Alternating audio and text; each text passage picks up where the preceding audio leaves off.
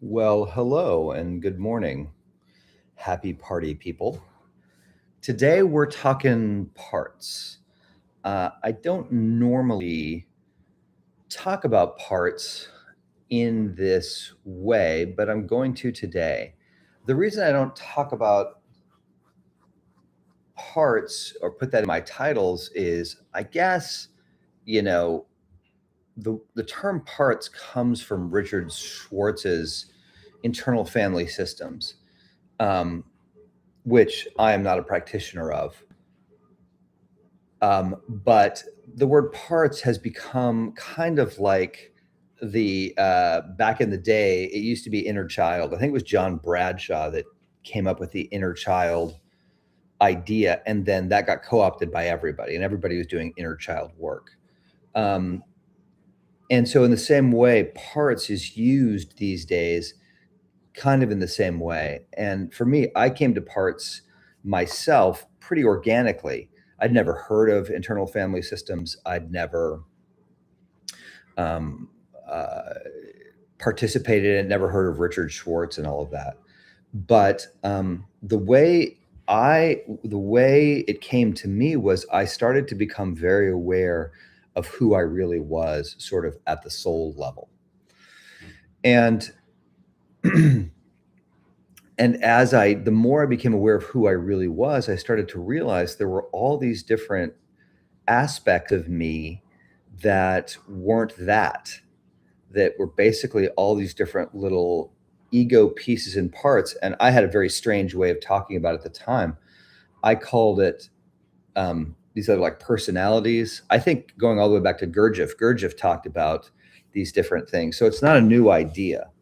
Um, but I called it the 13 to 30. I said there's like 13 to 30 different aspects of our personality that we are, maybe not in touch with, that are kind of running the show. Um, and so that's how I started to become very aware of. And then I started to talk to somebody who had read and had studied internal family systems and were very aware of their parts. And we started working together. And so I started using that word. Um, but I haven't really studied his work. I started to read the first chapter and I said, this is so eerily similar to what I've found that, hilariously enough, the reason I didn't read more is I have a tendency, I'm a self-help junkie, or was, and to latch on to a system and go, this is it. And so I'm very wary of that. So I try to listen to my own deep internal wisdom now, more so than trying to rely on somebody else who seems like an expert. And so, and so I just started to really tune in to myself and listen to myself. And the more I did, the more I became aware of the differences between the soul, the spirit, and the parts. And so, what are parts? How do you identify parts? This is, I think, perhaps the most interesting thing that we can talk about, because I think this is where people get lost. They think that they are this person and they're doing these things and they like this and they like that. And the way that I would say it is anything that's not sort of utter and complete centered wholeness or bliss is a part. So if somebody says, I hate libraries, I go, all right, well, that's a part. So one way to think about it, one way to define what a part is any voice inside of you that is distressed in any way is a part. So if it's like, I don't know what Chad is thinking. Chad seems very distant and removed. He seems to be alienating himself from me. That is a part, right? That's a part caught in a situation, because your true self, your higher self, can't get caught in a situation, can't get caught in uh, in a disturbance, or in a sort of pool of pain. Only a part can be in pain, and so this learning to distinguish between what is real inside of us and what is sort of false. And it's not that the parts are false, it's they have a deep misunderstanding of life based on and for very good reason, based on very difficult circumstances um, that arose when they were younger, and that response to those circumstances was what created that part. So I always say a part is made up of a phrase and a very strong emotion. So let's say you're in the kitchen and you were 2 or 3 years old and you wanted your mom to pick you up, but she was so busy that she didn't even notice you and she kind of ignored you, right?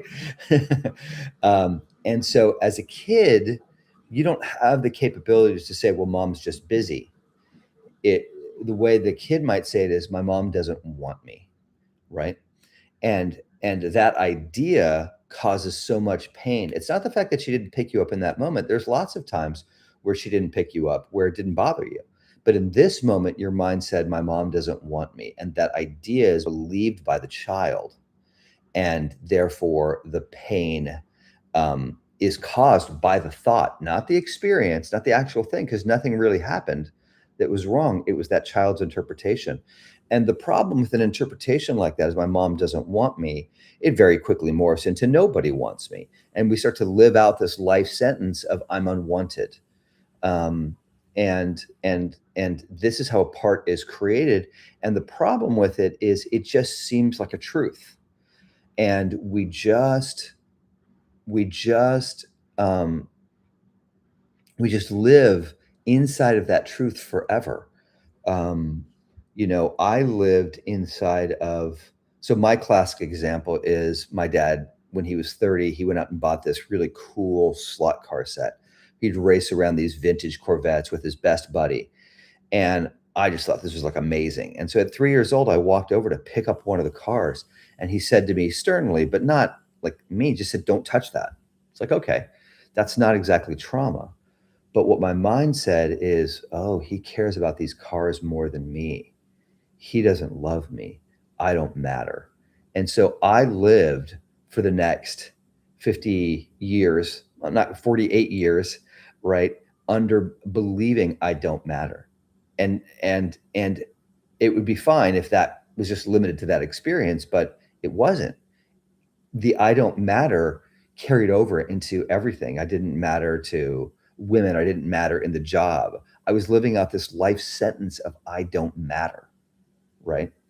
And that's these curses that we carry around with, and we keep recreating those childhood experiences. The emotional environment of our childhood keeps getting recreated and recreated. And this is a part. A part is just reliving the same horror over and over again. And so this is how you begin to catch on to your parts. You begin to catch on to your parts by what's happening today that's bothering me. Why am I bothered by this? How does this, why is this getting under my skin? And you want to like look at your thoughts and see what your mind is saying about these events. And what your mind is saying will start to give you clues as to what's really happening with a part inside of you. And then, so, let's say the part is living in I don't matter. And it's just like, okay, the part is super sad. So we want to be with those feelings. We want to be with the feelings of sadness. And we want to sit with them, and we want to allow them, right? So let's just for everybody out there who's listening, who has this part of I don't matter, I'm not important, or I'm not loved, or people don't love me, there's going to be a sadness in there. So this is the little meditation portion of our session here today. So let's just close our eyes and let's just feel into that sadness. For me, it's in my chest, right here, this sadness, right? Bam, right there, this hurt. Where is it inside of you? So find out where that is inside of you and breathe into it. And allow that hurt to be. That's like my sort of key sort of word that I use these days, is I allow that feeling, because I don't have to do anything. If I feel like I have to do something, then I'm stressed, then I'm working too hard, or I feel like I have to solve this and I don't. I don't have to do anything, but just allow that feeling to be there. So just allow that sadness, that hurt, And it's hurt is what it is.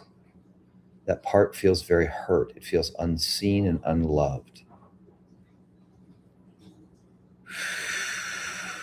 And that's painful, right?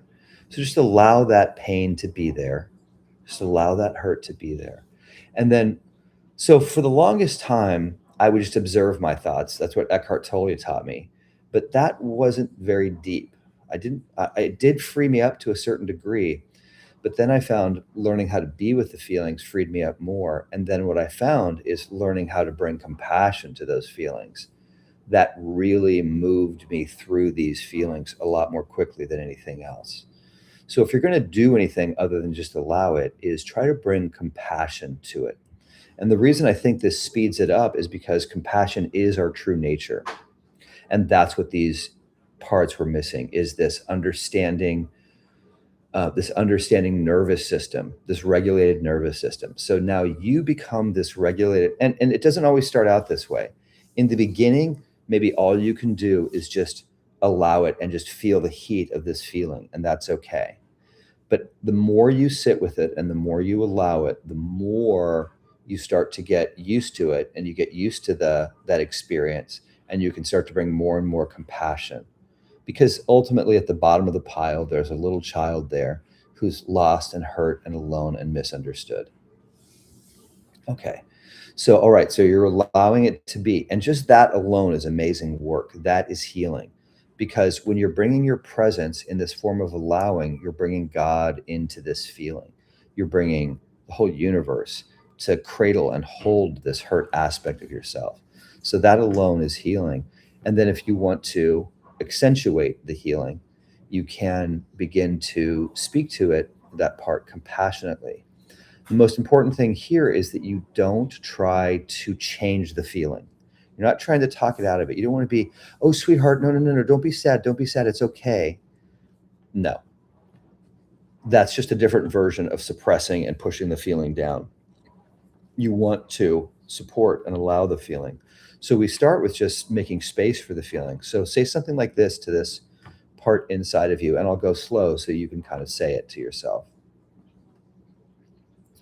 You say, it's okay that you're feeling hurt.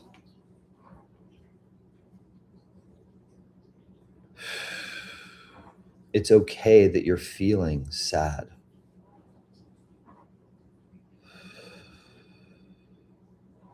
It's okay that you're feeling unloved and unwanted.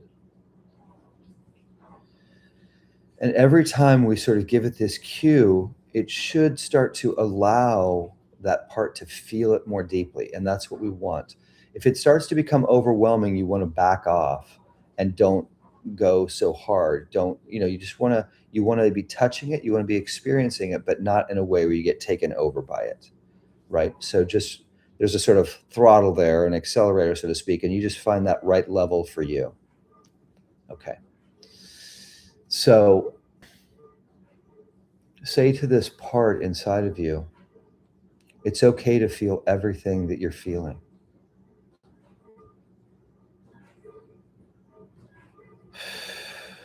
I give you all the space you need to feel all of your hurt and all of your sadness.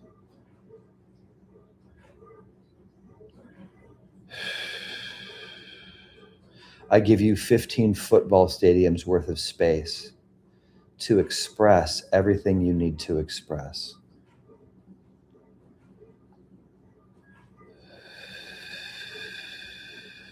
And sometimes really picturing this part as this really hurt child. And the main thing that you're doing is you're tuning into their experience. And so, what I like to do sometimes is talk to that part and just reflect its experience. In fact, this is kind of the most painful thing, not painful, I'm sorry, the most powerful thing that I do that makes the most difference is when I tune into the experience that this part is happening, it feels very heard and understood. So I would say something to it like, I can see how hurt and scared you are.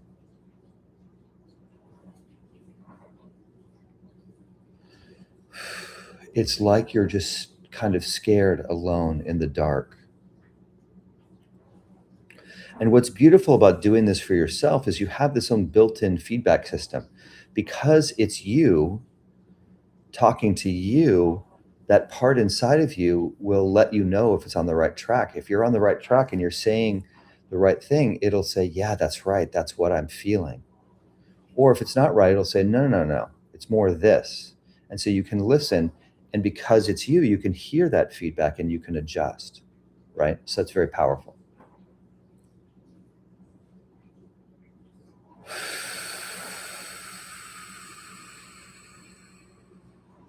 And one thing I like to do at this moment, is sort of wrap your arms around this part, around yourself, but really around this part that's so sad and hurting, and hold it. And you can kind of rock it gently back and forth the way you would a child. Like you're swaddling a baby, you're just kind of cradling it, rocking it gently back and forth, letting it know that you're there. Let that part feel your physical touch, right? Let that part feel your physical touch. And how does it feel about it? It might be, however it feels is fine. It might be mad. Like this part might be so isolated and alone that it's fighting you. And that's okay. We create space for that, right? 15 football fields worth of space for you to feel whatever you're feeling. So if it's anger and resistance, that's fine. Why wouldn't he or she be angry and resistant after being left alone so long? Doesn't trust that you're really being truthful and really being there for it. So this time and this presence, it starts to relax and it starts to trust. So as you're holding it, we just keep sort of reflecting back to it what it's feeling. So I'm going to do it for myself, and you say whatever is there for you to say. And maybe it's the same. Maybe we're touching a very similar part. You just seem so scared and alone.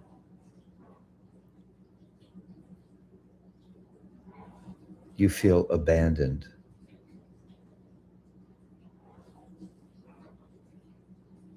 You feel terrified because you feel like you've got to figure everything out for yourself.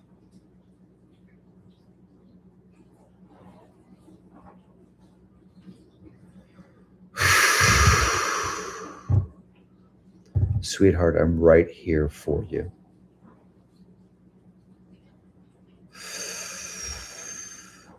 It's okay for you to feel everything you're feeling. Right now, you're not alone. God is with you. I am with you. The whole universe is here supporting you to help you feel loved.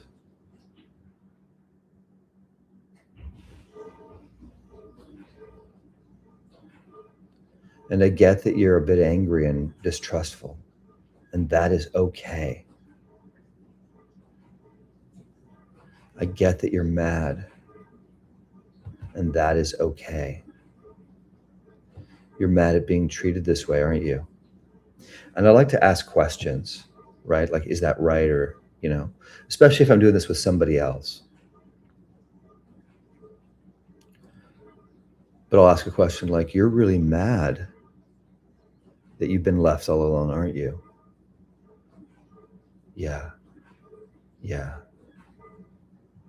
You're enraged. That's okay. And if anger comes up, anger is probably the most challenging emotions, most challenging emotion for most people. And so when anger comes up, and for the people who don't think anger is a challenging emotion, usually they're like, I'm not angry, right? So they're not even privy to any anger that they may have. That's pretty common. But because anger can be so destructive, it can be so scary for the system. And so you have to really double make the part feel safe. It's angry. And what I've found is like celebrating the anger is like really helpful. So let's just say your part is going toward anger, whatever your part is feeling, you're just continuing to make space for it and not make it wrong and allow it to be. In this case, what's showing up here is anger for me, in addition to this sadness and this hurt. And so I'm going to make space for that anger, and I'm going to say, your anger is so good and healthy. And there's nothing more healthy than a child's anger, right? Grown up anger, that's BS, right? That's all just hidden feelings and using anger to hide what feelings I really have. But child anger, that's really pure and good. And so you want to really encourage any anger that you find to come up and come out, because it's so repressed generally.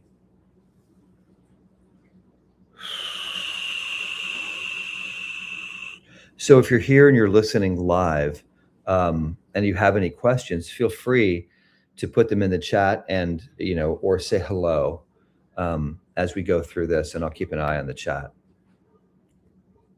So with anger, you want to be doubly, triply sensitive and supportive, and say, it's so good that this anger is here, and it's really good that you're feeling it. You're doing a great job. Thank you.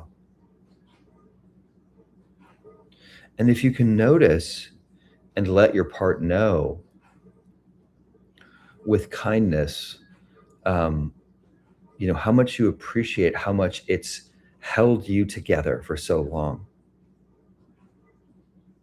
It's like you poor thing, you've had to carry this pain for so long, and you've done it. Thank you. I really appreciate you. And look how strong you are. Look how strong you are that you've been able to endure this for us. That is so great. You are so powerful, and you are so loved.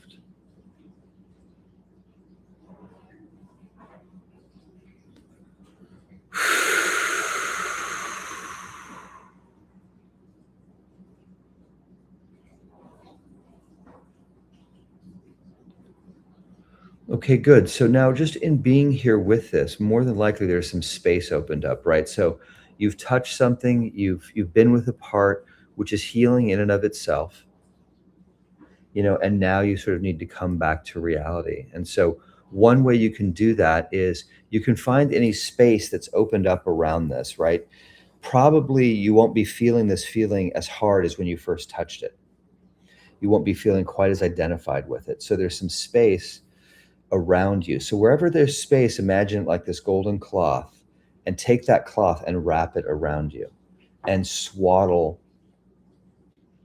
that little child, that wounded child, like a baby. And and just keep pulling that cloth, and every time you pull it, it just creates more of this love and more of this light. And you're just wrapping the baby around it, still so it can breathe, right? You're just wrapping it around it, and let it feel surrounded on all sides by love. And tune in and check in with that part. Can it feel that love? And how does it feel about it? Is it softening toward it, or is it fighting it and resisting it? See, that's the real problem in our lives, is we have these parts that are so walled off, and they're fighting life. And these parts take us over and cause us to fight life, right? And so we're fighting life, and we're not even aware of it. So becoming aware of these parts that are fighting the very experience of life becomes so important, because you can't really be free unless you stop fighting life and learn to trust it. Life is here for you. Life is for you. But these parts don't know that. These wounded parts continue to live out their story and their drama. And by bringing this compassionate love that we have to them, they start to understand the true nature of life. Okay, good. So it's starting to feel a bit loved. So you've opened up this wound, you've tended to it, you've supported it, and you've wrapped it in love. And so it's like now you can start to back out of it and come back to so-called reality. Yeah. So that's a little bit of a longer version. Like, you might be able to go in and just spend a couple of minutes, and believe me, every minute you spend with this makes a difference. It starts to soften up your system. and it starts to change you and it starts to change your life. And so I always recommend that people start with like 5 minutes a day. That's the beginning prescription of being with a part like this that's sad, that's hurt, that's angry, that's afraid. And sometimes it's all of these feelings, right? So, and so how many of these parts do we have inside of us? A lot, a lot. Like I said, I started with the number 13 to 30. We all have at least 13, if not 30, but it might be as many as 100. I don't know. And like, there's probably 7 to 10 like major ones. And there's probably 1 or 2 or 3 of like core kind of wounds. But the thing about it is each one of these core wounds is essentially just a feeling. And feelings are finite, my friends. Once you start and feel them and feel all the way through them, you move through them and get to the other side. And here's the beautiful thing. What's beautiful about this work is this creates a miraculous healing, right? And truly miracles transpire. I've seen incredible things coming from this kind of work. And that's very different than trying to constantly manage a fear or a feeling or a situation. Like just an example from my life, I had like this dread fear of deadlines. And so I worked with that feeling and I got down to it. And what I discovered was there was a little kid in there who was terrified. I can't do it, is all he kept saying. I can't do it. He felt like he had to do it. And so he was like the worst project manager ever.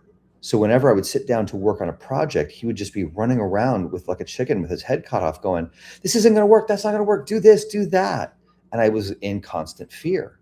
Once I started to see him and realize him, I started to be able to be there for him. And then eventually I was able to say to him, like, look, you don't actually have to do anything. Between me and God, we'll be able to handle whatever comes up. We'll take care of it. You relax. And to be honest, ever since then, I haven't had any real fear of a deadline, like nothing worth noting. And that's been 3 years ago. And so miracles like that abound in this work. So it's not something that I'm working on, I'm slowly getting better on. It's something that's gone, which doesn't mean it won't come back at some point at a deeper level. I'm dealing with that voice of I can't do it over here in this other realm of like, I'm going to make a short film here in a couple of weeks. And there's definitely that voice of I can't do it. So this is on a new level. This isn't just any project. This is like the area where I'm the most bound in the area of like narrative, telling a narrative story, because it means so much to me. And it's something like that wound, like it means so much to me, that's a part.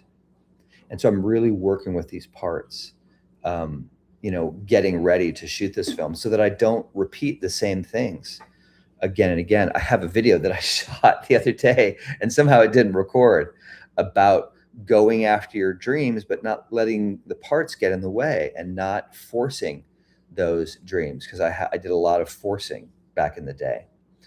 All right, so we're coming to the end of this here. We're coming to the end of our session and wrapping this up. So if there's any last minute questions, let me know. And the thing, of course, to understand about this is you have to understand the reason to do this work, because in general, nobody ever wants to do this. So don't ever think that you're going to be looking forward to this. It's necessarily going to be like this fun thing. Our society, our bodies, everything is saying, this is dangerous going into this feeling and don't go here. But what I've discovered, and I do this with clients all the time, is by going into the worst feeling that you can find, you invariably feel better. And so it's completely opposite of our culture, that we actually get more presence, we breathe more smoothly when we go into the terrible stuff and bring God in there, and it changes us, right? So learning how to do this and give this to yourself is, in my opinion, the greatest gift that you can give yourself. And it opens up the rest of your life. It changes everything because it changes the way that you view yourself. It changes the way that you view exercise and relationships and your job. So give this gift to yourself of learning how to show up for yourself and to tend to these parts that are inside of you. Okay, everybody, have a great week. We'll see you next time at this time, Thursdays at 8:30 a.m. Pacific, for our YouTube Live Thursdays, where we take on a new topic every week. And we also do a meditation every week. So I hope you're all well, and I'll talk to you soon. Bye.